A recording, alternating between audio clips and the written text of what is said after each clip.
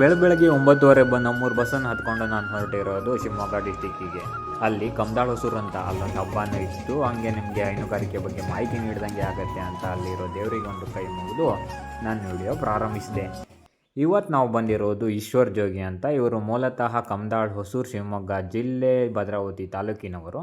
ಇವರು ಸುಮಾರು ವರ್ಷಗಳಿಂದ ಹೈನುಗಾರಿಕೆಯನ್ನು ಮಾಡ್ತಿದ್ದಾರೆ. ಅವ್ರ ಹತ್ರ ಮಾಹಿತಿ ತಗೊಳ್ಳೋಣ ಅಂತ ನಿಮಗೂ ತಿಳಿಸೋಣ ಹೈನುಗಾರಿಕೆ ಬಗ್ಗೆ. ಮೂರು ದನಗಳಿಂದ ಇವರು ಹೇಗೆ ಜೀವನ ಸಾಗಿಸ್ತಿದ್ದಾರೆ, ಎಷ್ಟು ವರ್ಷಗಳಿಂದ ನಾನು ನೋಡ್ತಾನೆ ಇದ್ದೀನಿ. ಅದಕ್ಕೋಸ್ಕರ ನಿಮ್ಗೆ ಒಳ್ಳೆ ಮಾಹಿತಿ ನೀಡುತ್ತೆ. ಸರ್ ನಿಮ್ದು ಯಾವ ಊರು ಸರ್?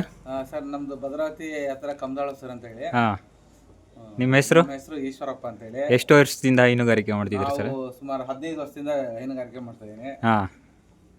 ಮೂರು ದನದಲ್ಲೇ ಸರ್ ಜೀವನ ಎಲ್ಲ ಮಾಡ್ತಿದ್ದೀರಾ? ಮೂರು ದನದಾಗೆ ಜೀವನ ಮಾಡೋದು. ಎಷ್ಟು ಲೀಟರ್ ಹಾಲು ಕೊಡುತ್ತೆ ಸರ್ ಈ ದನ? ಈ ದನ ಒಂದು 8 ಲೀಟರ್ ಹಾಲು ಕೊಡುತ್ತೆ. ಆ ದನ 5 ಲೀಟರ್ ಹಾಲು ಕೊಡುತ್ತೆ. ಅದು ಫಲದಲ್ಲಿ ಮಣಕ ಐತಿ. ಈ ದನಗಳ ಜಾತಿ ಯಾವ್ದು ಸರ್? ಇದು ಜರ್ಸಿ. ಆ ಕಡೆ ಇದು ಸರ್? ಅದು ಸಾಯಿವಾಲ ತಳಿ. ಅದು ಎಲ್ಲಿತ್ತು ಸರ್ ಮೂಲತ ತಳಿ? ಮೂಲ ತಳಿ ಅದು ಗುಜರಾತಿಯಿಂದ. ಅದು ಸರ್ ಲಾಸ್ಟ್ ಇರೋ ಜರ್ಸಿ. ಅದು 7 ತಿಂಗಳ ಇದೈತಿ.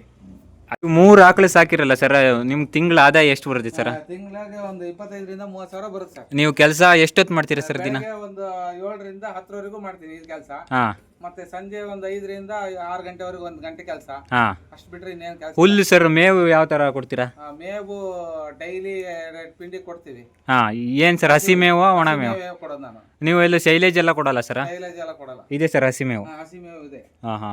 ಸರ್ ಹೈನುಗಾರಿಕೆಯಲ್ಲಿ ಎದುರಿಸ್ತಿರುವ ತೊಂದರೆಗಳೇನು ಸರ್? ತೊಂದರೆ ಅಂದ್ರೆ ಇದು ಕೆಟ್ಲು ಬಾವು ಬರುತ್ತೆ. ಕೆಟ್ಲು ಬಾವು ಬಂದಾಗ ಮಲೆ ಎಲ್ಲ ಸಿಂಕ್ ಆಗ್ತದೆ. ತೊಟ್ಟೊಳಗೆ ಕ್ಲೀನ್ ಇಟ್ಕೊಂಡಿಲ್ಲ ಅಂದ್ರೆ ಕೊಡಕೆ ಅಲ್ಲ, ಅದ್ರ ಮಲೆ ತೊಟ್ಟೊಳಗೆ ಸಗಣಿ ಹೋಗಿ ಬ್ಯಾಕ್ಟೀರಿಯಾದಿಂದ ಕೆಟ್ಲು ಬಾವು ಬರುತ್ತೆ. ಕೆಟ್ಲು ಬಾವು ಬರ್ದಂಗೆ ಏನಾದ್ರು ಒಂದು ಐಡಿಯಾ ಇದೆಯಾ?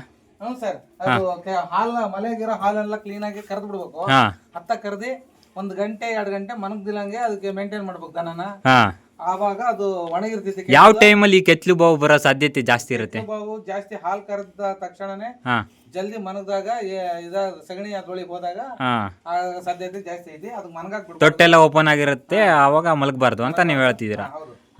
ಹಸುಗಳಿಗೆ ಫೀಡ್ ಯಾವ ತರ ಕೊಡ್ತಿದ್ದೀರಾ? ಯಾವ ಫೀಡ್ ಕೊಡ್ತಿದ್ದೀರಾ? ಫೀಡ್ ನಮ್ಮ KMF ನಂದಿನಿ ಫೀಡ್ಸ್ ಕೊಡ್ತೀನಿ. ಇದರಿಂದ ಹಾಲು ಇಳುವರಿ ಜಾಸ್ತಿ ಬರ್ತಿದ್ಯಾ? ಪರವಾಗಿಲ್ಲ, ಚೆನ್ನಾಗಿದೆ.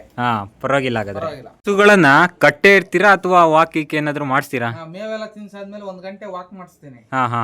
ವಾಕ್ ಮಾಡಿಸಿದಾಗ ಅವು ಎಲ್ಲ ಜೀರ್ಣ ಎಲ್ಲ ಇದಕ್ಕೆ ಹೋಗ್ತಿದೆ. ಅವಾಗ ಜೀರ್ಣಕ್ರಿಯೆ ಚೆನ್ನಾಗಿ ಹಾಲು ಚೆನ್ನಾಗಿ ಉತ್ಪಾದನೆ ಆಗುತ್ತೆ. ಜನ ಈಗ ಏನು ಓದ್ಕೊಂಡು ಕೃಷಿ ಮಾಡ್ಬೇಕು, ಆಕಳು ಸಾಕಬೇಕು ಅಂತ ಹೇಳ್ತಿದ್ದಾರೆ. ಅವರಿಗೆಲ್ಲ ಏನಾದ್ರು ಒಂದು ಇದು ಹೇಳೋದಾದ್ರೆ? ದನ ಸಾಕೋದ್ರಿಂದ ಅವರಿಗೆ ಅನುಕೂಲನೇ. ನೀವು ಕೈ ಕೆಳಗೆ ಕೆಲಸ ಮಾಡೋದಿರಲ್ಲ. ಆಮೇಲೆ ಅವ್ರ ಸ್ವಂತ ಉದ್ಯೋಗ ಇದು. ಒಳ್ಳೆ ರೀತಿಯಲ್ಲಿ ಸಾಕ್ಬಿಟ್ರೆ ಅವು ನಮಗೆ. ಈಗ 3 ದನ ಸಾಕೊಂಡ್ರೆ ಒಬ್ರು ಕುಟುಂಬ ನಡೆಸಬಹುದಾ? ಒಂದ್ ಕುಟುಂಬನ? ಸರ್ ನೀವು ಈ ದನ ಸಾಕಾಣಿಕೆಯಿಂದ ನೀವು ಏನೇನ್ ಅಚೀವ್ಮೆಂಟ್ ಮಾಡಿರಾ? ಒಳ್ಳೊಳ್ಳೆ ಅಚೀವ್ಮೆಂಟ್ ಆಗಿದೆ. ನಾನೊಂದು ಟ್ರ್ಯಾಕ್ಟರ್ ತಂದ್ಕೊಂಡಿನಿ ಕೃಷಿಗೋಸ್ಕರ, ದನಿಗ ಹುಲ್ ತರಕೋಸ್ಕರ. ಆಮೇಲೆ ನಾವು ಓಡಾಡಕೋಸ್ಕರ ನಮಗೊಂದು ಕಾರ್ ತಂದ್ಕೊಂಡಿನಿ. ಇಷ್ಟೆಲ್ಲ ಸಾಧ್ಯವಾಗಿದ್ದು ನಿಮ್ಗೆ ಹಸುಗಳಿಂದಾನೆ. ಹಸುಗಳು ಸಾಕೋದ್ರಿಂದ ಯಾವ ರೀತಿ ಆದ್ರೂ ಲಾಸ್ ಇಲ್ಲ ಅಂತ ಹೇಳ್ತೀರಾ? ಸೆಲೆಕ್ಷನ್ ನೀವು ಫಸ್ಟ್ ತರಬೇಕಾದ್ರೆ ಯಾವ ರೀತಿ ಮಾಡ್ಬೇಕು ಸರ್? ಮಲೆ ಉದ್ದವಾಗಿರ್ಬೇಕು, ಮತ್ತೆ ಸಮತಟ್ಟವಾಗಿರ್ಬೇಕು. ಮಲೆನ ಕರಿಯಕ್ಕೆ ಕ್ಲೀನ್ ಆಗಿರ್ಬೇಕು. ಮಲೆ ಬಂದಾಗ ಒಂದು 1/2 ಅಡಿ ಉದ್ದ ಆಗ್ತವೆ. ಆ ತರ ಇದ್ರೆ ಒಳ್ಳೆ ಕೆಚ್ಚು ಚೆನ್ನಾಗಿ ದುಂಡಾಗಿದ್ರೆ ಅದು ಒಳ್ಳೆ ಹಾಲು ಕೊಡ್ತೇವೆ ಅಂತ. ಮತ್ತೆ ಸರ್ ಯಾವ ತರ ಚೆನ್ನಾಗಿ ಇರ್ಬೇಕು, ಹಾಲಿನ ನರಗಳು ಅಂತ ನೋಡಿ ಸೆಲೆಕ್ಷನ್ ಮಾಡ್ಬೇಕು. ಬರ್ತಿದ್ಯಲ್ಲ ಸರ್, ಯಾವ ಜರ್ಸಿ ತಳಿ ಓಕೆನಾ ಇಲ್ಲ ಸಾಯಿವಾಲ್ ತಳಿ ಹೆಚ್ಚು ಫ್ಯಾಟ್ ಬರ್ತಿದ್ಯಾ? ಫ್ಲಾಟ್ ಅಲ್ಲಿ ಜರ್ಸಿನೇ ಇದು ಸಾಯಿವಾಲ್ ತಳಿ ಒಳ್ಳೆ ಫ್ಲಾಟ್ ಬರುತ್ತೆ. ಫ್ಯಾಟ್ ಸ್ವಲ್ಪ ಫ್ಲಾಟ್ ಕಮ್ಮಿ, ಆದ್ರೆ ಹಾಲಿನ ಇಳುವರಿ ಚೆನ್ನಾಗಿರುತ್ತೆ. ಜರ್ಸಿಲಿ ನೀವು ಸರ್ ನೆಕ್ಸ್ಟ್ ಏನ್ ಮಾಡ್ಬೇಕು? ಇದ್ರಲ್ಲೇ ಮುಂದುವರಿಬೇಕಂತ ಮಾಡಿದ್ರ? ಮುಂದುವರಿಯೋದು ನಾವು ಇನ್ನೊಂದ್ 2 ಹಸು ಕಟ್ಬೇಕು ಅಂತ ಇದೀನಿ. ಯಾವ ತಳಿ ಮಾಡ್ಬೇಕಂತ ಮಾಡಿದ್ರ? ಮತ್ತೆ ಜರ್ಸಿ ಒಂದು ಸಾಯಿವಾಲ್ ಮಾಡ್ಬೇಕು ಅಂತ ಮಾಡಿದೀನಿ. 3 ಆಕಳು ಕರ ಕೊಟ್ಟವಲ್ಲ, ಅದನ್ನ ಸರ್ ಏನ್ ಮಾಡಿದ್ರಿ? ನಾವು ಹೆಣ್ಗರ ಅಂದ್ರೆ ಸಾಕ್ತೀನಿ. ಸಾಕಾಗಿಲ್ಲ ಅಂದ್ರೆ ಸಾಕರಿಗೆ ಕೊಡ್ತೀನಿ. ಹೋರಿಕರ ಆದ್ರೆ ನಾನು ಸಾಕರಿಗೆ ಕೊಟ್ಬಿಡ್ತೀನಿ. ಕರ ಸಾಕಿದ್ರೆ ಒಳ್ಳೇದು ಸರ್, ಮಾರಿದ್ರೆ ಒಳ್ಳೇದಾ? ಹೆಣ್ಗರ ಸಿಕ್ಕಿ ಸಾಕಿದ್ರೆ ಅದು ಇನ್ಕಮ್ ನಮಗೆ.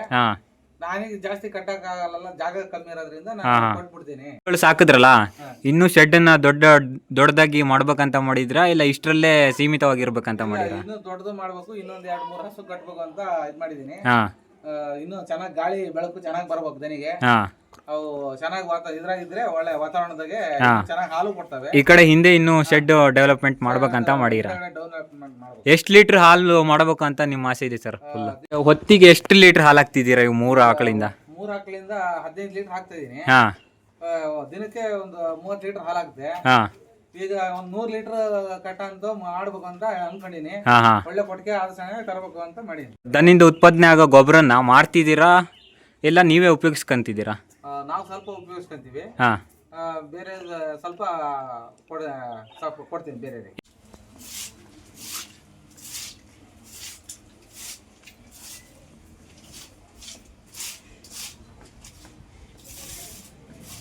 ಶೆಡ್ ನಿರ್ಮಾಣನ ಯಾವ ರೀತಿ ಮಾಡ್ಕೊಂಡಿರಾ ಸರ್? ಇದು ಹಾ ನಮ್ದು ಹಳೆ ಹಂಚಿತ್ತು. ಹಾ ಆ ಹಳೆ ಹಂಚಲ್ಲೇ ಒಂದ್ ಸ್ವಲ್ಪ ಮರಗಳ ತಂದು ಹಾ ಸಣ್ಣದಾಗಿ ಮಾಡ್ಕೊಂಡಿದ್ದೀನಿ ಮನೆಗೆ. ಹಾ ಈಗ ಇದೈತಿ, ನಾನು ನೆಕ್ಸ್ಟ್ ಮಾಡ್ಬೇಕಂತ ಇದೀನಿ. ಒಳ್ಳೆ ಚೆಂಡು ಹಾ ಒಳ್ಳೆ ಈಗ ಹೊಸ್ದಾಗಿ ಮಾಡೋರಿಗೆ ಯಾವ ರೀತಿ ಒಂದು ಇದು ಹೇಳ್ತೀರಾ? ಹೊಸ್ದಾಗಿ ಮಾಡೋರು ಈಗ ಸಣ್ಣದಾಗಿದ್ರೆ ಸಾಕು, ಹಾ ಒಳ್ಳೆ ರೀತಿಲಿ ಒಂದು ಕಲ್ಗಿಲ್ ಹಾಕಿ ಹಾ ಅದೊಂದು ಸ್ವಲ್ಪ ಹೊಸ್ದಾಗಿ ಮಾಡೋರಿಗೆ ಹಾ ಏನಿಲ್ಲ, ಅದು ಆರಾಮ ಮಾಡ್ಬೋದು, ಏನ್ ತೊಂದ್ರೆ ಇಲ್ಲ. ಒಳ್ಳೆ ಅದೊಂದು ಕಲ್ಗೊಚ್ಚ ಹಾಕ್ಬಿಡಿ, ಹಾ ಒಳ್ಳೆ ರೀತಿಯಾಗಿ ಒಂದ್ ಸಣ್ಣದೊಂದು ಪಡ್ಗೆ ಆದ್ರೆ ಸಾಕು, ಹಾ ಆರಾಮಾಗಿ ಸಾಕ್ಬೋದು. ಹಾ ಈಗ ನೀವು ತೋಟಕ್ಕೆ ಗದ್ದಿಗೆ ಹೋಗ್ತಾ ಇರಿ ಅಂದ್ರೆ ಹಿಡ್ಕೊಂಡು ಹೋಗಿ ಮೇಯಿಸ್ಕೊಂಡು ಬಂದು ಸಾಕ್ಬೋದು. ಹಾ ಒಳ್ಳೆ ರೀತಿಯಾಗಿ ಸಾಕಿದ್ರೆ ಒಳ್ಳೆ ಇನ್ಕಮ್ ಇದೆ. ಹಾ ಹಾ ಹಸಿನಿಂದ ಯಾವ್ದು ಲಾಸ್ ಇಲ್ಲ. ಹಾ